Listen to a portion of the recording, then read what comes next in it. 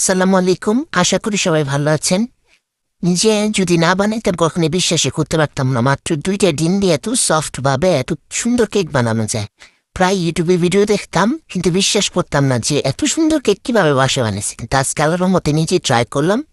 মাত্র ২টা ডিম দিয়ে বানাইছি, এত পরিমাণ সফট হয়েছে, ভিডিওটা দেখে অবশ্যই বুঝতে পারতেছে। মাশাআল্লাহ, আলহামদুলিল্লাহ।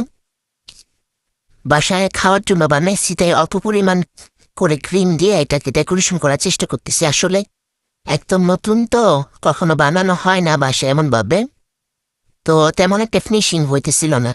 ফিনিশিংটা দেওয়ার জন্য কেকের যে অবশিষ্ট অংশ ছিল ওটাকে গুঁড়ো করে তারপরে সাইড দিয়ে দিয়ে দিছি। মাশাআল্লাহ, এতে করে খুব সুন্দর লাগতেছিল। মোবাইলে হয়তো এতটা বুঝে যাইতেছে না, কিন্তু মাশাআল্লাহ সরাসরি দেখতে অনেকটাই সুন্দর হয়েছিল। আসলে ফিনিশিং যদি ভালোভাবে দিতে না পারেন তাহলে এটা একটা ট্রিক্স কাজে লাগাতে পারেন যদি বাসায় কেক বানান আর যদি নতুন হয়ে থাকেন। তারপর আমি এটাকে ফ্রিজে সেট করার জন্য রেখে দিব।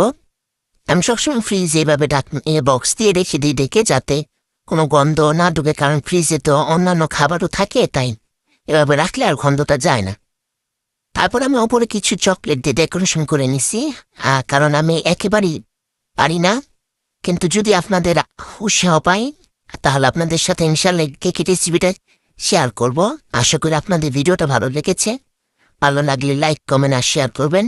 আর যদি আপনারা এটা রেসিপি দেখতে চান তাহলে আমি ইনশাআল্লাহ আপনাদের সাথে রেসিপিটা শেয়ার করব। কেকটা আলহামদুলিল্লাহ খেতে অনেক মজা হয়েছে।